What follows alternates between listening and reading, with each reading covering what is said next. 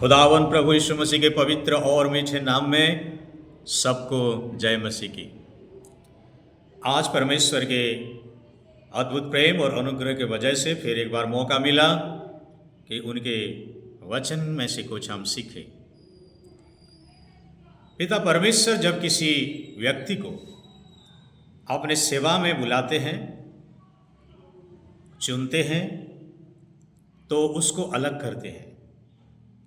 और ज़्यादातर समय हम देखते हैं कि जिनको परमेश्वर चुना है उनके जीवन में कई प्रकार की समस्या आता है।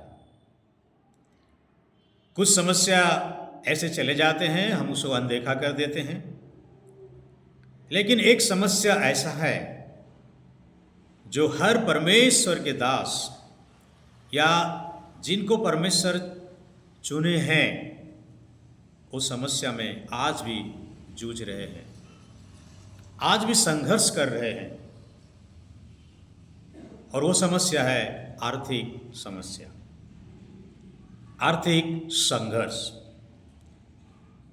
जब इस तरह का परिस्थिति हमारे जीवन में आता है, जब हर कोई अपने हाथ उठा देता है, चारों तरफ से सारे मदद बंद हो जाते हैं, चारों तरफ से हमारे लिए सब द्वार बंद हो जाते हैं, तो मन में एक सवाल आता है कि मेरे जीवन में ये क्यों? क्या वाकई परमेश्वर ने मुझे बुलाया है? क्या परमेश्वर ने मुझे चुना है? क्या मैं उसके सेवक हूँ? ऐसे कई तरह के सवाल हमारे मन में आता है। क्या आर्थिक समस्या सेवकों के जीवन में या हमारे जीवन में ये एक सजा है, या इनके पीछे परमेश्वर का कोई गहरा उद्देश्य छिपा है? याद रखिए, ये आर्थिक संघर्ष हमारे जीवन में जब आता है, ये वो चिन्ह नहीं है कि परमेश्वर हमारे साथ नहीं है। यानी कि कोई व्यक्ति या कोई सेवक आर्थिक समस्या में जा रहा है तो इसका मतलब ये नहीं है कि परमेश्वर उनके जीवन में नहीं है। क्योंकि जब इस तरह का समस्या हमारे जीवन में आता है, ये हमारे हानि के लिए नहीं परंतु हमारे डेवलप के लिए है, हमारे उन्नति के लिए है। इस राज को हमें समझना पड़ेगा। तो आज हम इसके बारे में चर्चा करेंगे कि एक चुने हुए व्यक्ति के जीवन में आर्थिक संघर्ष आता क्यों है। आइए हम कुछ बातों को खुलासा करें जो हमारा सोच को बदल सकता है। तो सबसे पहला चीज, God wants you to rely on him, not on material wealth। सबसे पहला कारण ये है, हमारे जीवन में जो आर्थिक समस्या आता है या संघर्ष आता है, तो परमेश्वर ये चाहते हैं कि आप उनके ऊपर भरोसा करें, ताकि ये ना कि ये संसार की दौलत के ऊपर। क्योंकि ज़्यादा जब दौलत होता है, जब जायदाद होता है या पैसे होता है, तो कई बार ये पैसा हमें कन्विंस कर देता है कि हमें परमेश्वर के ऊपर भरोसा नहीं करना चाहिए।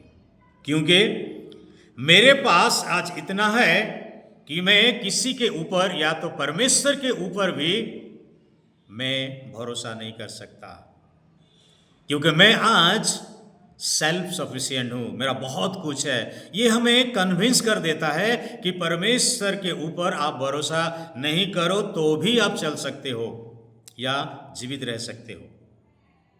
परंतु याद रखिए, God is our ultimate provider.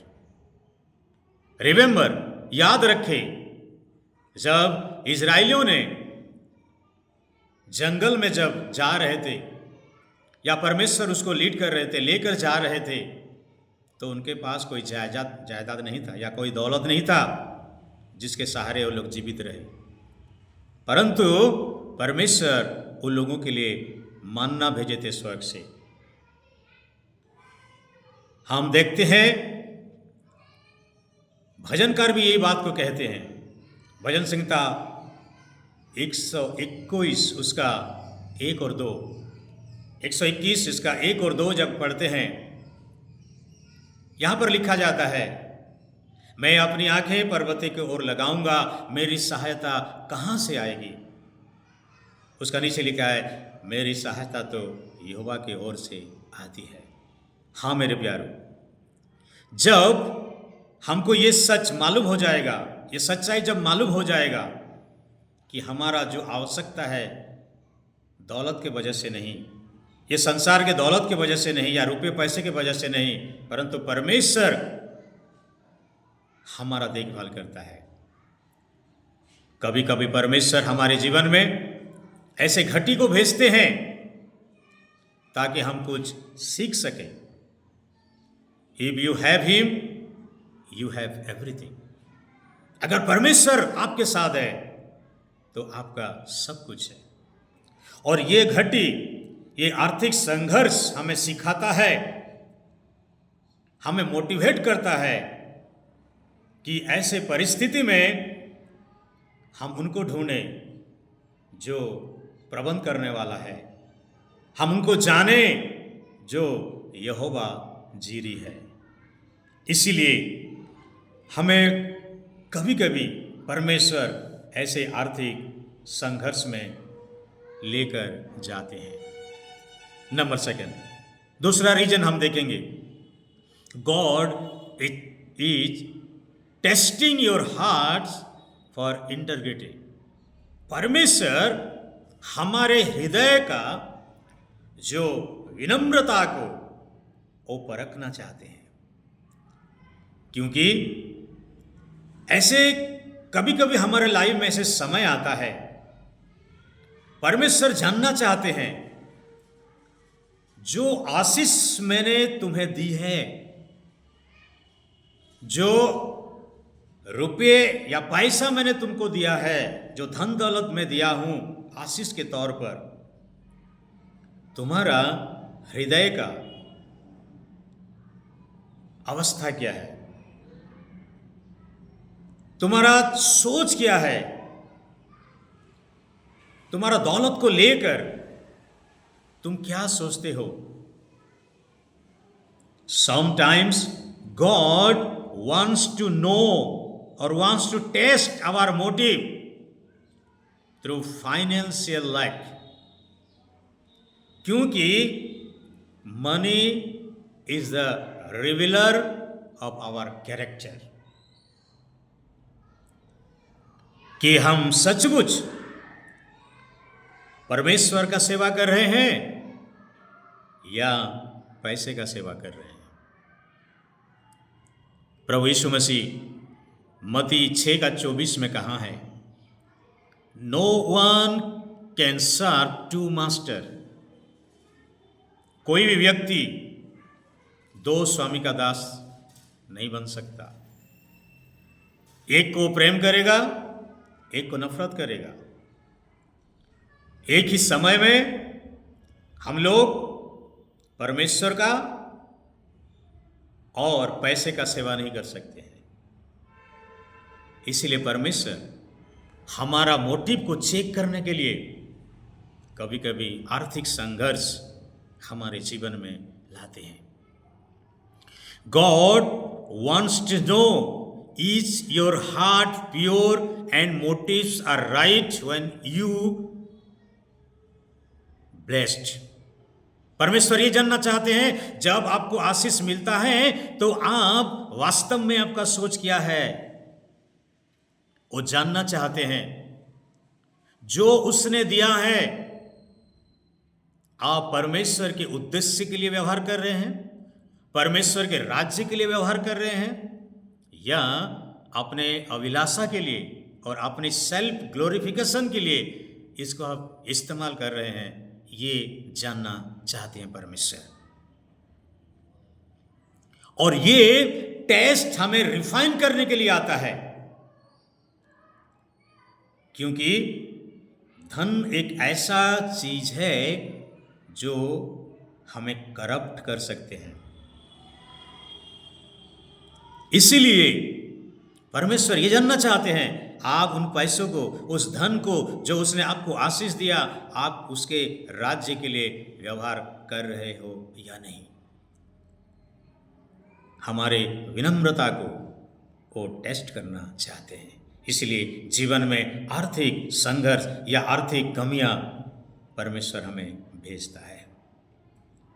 Next, you are not matured enough to handle wealth yet। जो तीसरा रीजन है, जो धन परमेश्वर हमें देना चाहते हैं, हो सकता है उसको हैंडल करने के लिए हम आज परिपक्व नहीं हैं। उसको सही तरह इस्तेमाल करने के लिए हो सकता है हम इस लायक नहीं हैं, क्योंकि ये ऐसा चीज है धन कि इसे अगर ज्यादा मिल जाए, ये आशीष जब ज्यादा हो जाए, तो ये हमें नाश की ओर ले जा सकता है। कई प्रकार के एग्जाम्पल्स बाइबल में है। Too much wealth, too much possibility of destruction. ज्यादा पैसा होगा तो नाश का खतरा भी ज्यादा है, बर्बाद का खतरा भी ज्यादा है। हम जानते हैं लूका रचित सुसमाचार उसका 15 अध्याय में प्रभु यीशु मसीह एक अच्छा हम लोगों के लिए उदाहरण सेट किए वहां पर उड़ाऊ पुत्र के बारे में। वो अपने सारे धन संपत्ति को लेकर चला गया और उनके जीवन में जो समस्या आया, वो समस्या हम सब जानते हैं। तो परमेश्वर नहीं चाहते कि हम लोग ज्यादा धन के कारण ये समस्या का सामना करें। इसीलिए अभी तक शायद वो आशीष हमें प्राप्त नहीं हुआ है जो होना चाहिए। परंतु याद रखिए, डिले डजंट मीन डिनायल। इसको हम जरूर याद रखें। ये एक ऐश्वर्य प्रस्तुति का टाइम है। इससे prepare of divine purpose. God is preparing for a greater and bigger things. हमें परमेश्वर तैयार कर रहे हैं एक बहुत बड़े चीज के लिए, एक बहुत बड़े आशीष के लिए, एक बहुत बड़े असाइनमेंट के लिए प्रभु हमें आज तैयार कर रहे हैं इस आर्थिक संकट के द्वारा। इसीलिए वो तब तक इसको रिलीज नहीं करेंगे जब तक हम इस लायक या इस काबिल ना बन जाएं कि उसको सही तरह से इस्तेमाल करें। क्योंकि यही परमेश्वर का प्रोसेस है। अगर वो सडन हमें ज्यादा धन दे देगा तो हमें नाश होने का संभावना है। Number 4, spiritual warfare and attack by the enemy. ये आर्थिक संघर्ष हमारे जीवन में एक युद्ध है और कुछ सेवक आज इस युद्ध के कारण टूट चुके हैं।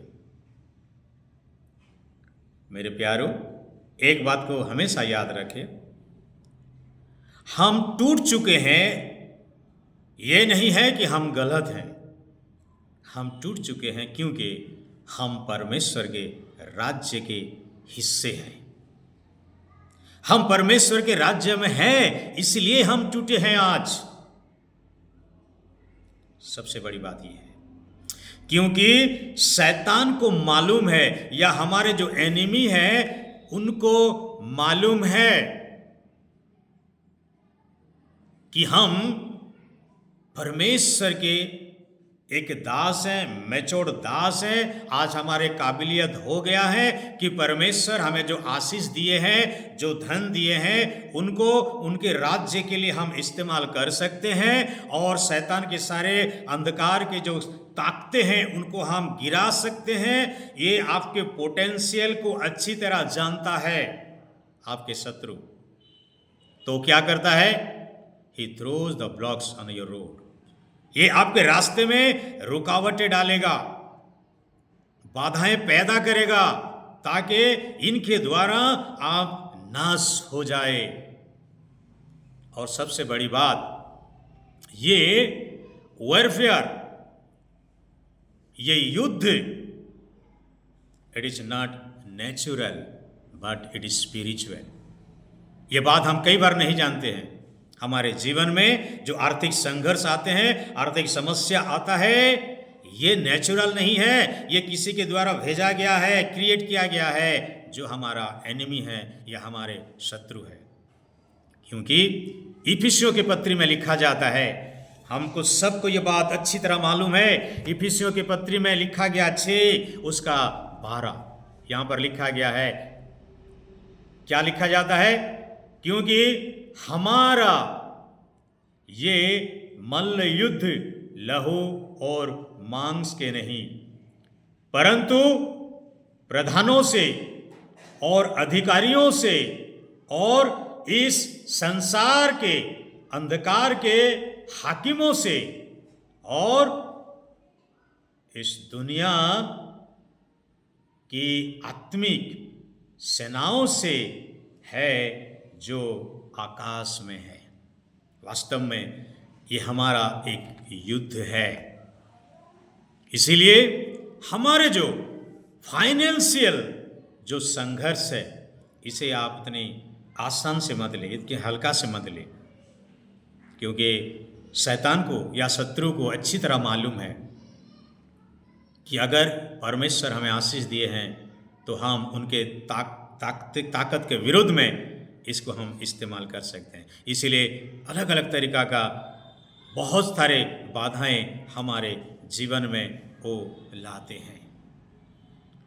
पर याद रखें, इस युद्ध में मैं आपको कहना चाहता हूं, इस युद्ध में आप अकेला नहीं हैं।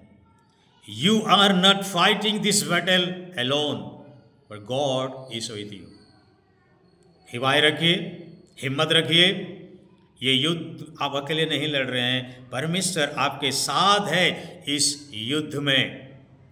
And your victory is secure in Christ Jesus. और आपका विजय प्रभु यीशु मसीह में सुनिश्चित है। हालेलुया। इसीलिए घबराइए मत। जब परमेश्वर हमें आर्थिक तनाव में लेते हैं, आर्थिक समस्याओं में लेते हैं, आर्थिक संघर्ष में जब हम जाते हैं, तो उनका कुछ उद्देश्य होता है, एक गहरा रहस्य है। परमेश्वर आने वाले बड़े काम के लिए हमें तैयार कर रहे हैं। बाकी का जो कुछ पार्ट्स है हम अगले एपिसोड में देखेंगे। परमेश्वरी वचन पर हमें बहुत ऐसे आशीष दे। आइए छोटा सा दुआ करें। हमारे जीवित और अनुग्रहकारी परमेश्वर पिता, हम आपको धन्यवाद देते हैं प्रभु जी, आज के वचन के लिए आपको धन्यवाद देते हैं। हाँ प्रभु जी, शैतान कई बार चाहता है हमारे जीवन में जब घटी आता है, वो चाहता है कि हम विश्वास से टूट जाएं, आपसे अलग हो जाएं। परंतु आज मैं दुआ करता हूं प्रभु जी, जितने लोग तेरे दास लोग प्रभु, तेरे सेवक लोग, तेरे सेविका लोग, जो भी तेरे सेवा करते हैं प्रभु, जो जिसको भी तू अपने राज्य में बुलाया है प्रभु, ये समस्या में गुजर रहे हैं पिता, आज उन लोगों को तू आशीष दे प्रभु। ये समस्या कुछ उद्देश्य के लिए है प्रभु, ये परमानेंट नहीं है। आने वाले दिनों में कुछ बड़ा करना आप चाहते हैं प्रभु हमारे जीवन में। इसलिए आपके साथ हिम्मत के साथ जुड़े रहने में, विश्वास के साथ लगे रहने में हमें मदद करें। सारे बातों के लिए आपको धन्यवाद देते हुए ये छोटी सी दुआ आपके प्यारे पुत्र प्रभु यीशु मसीह के नाम में मांगते हैं, सुने और ग्रहण करें। आमीन। सबको जय मसीह की।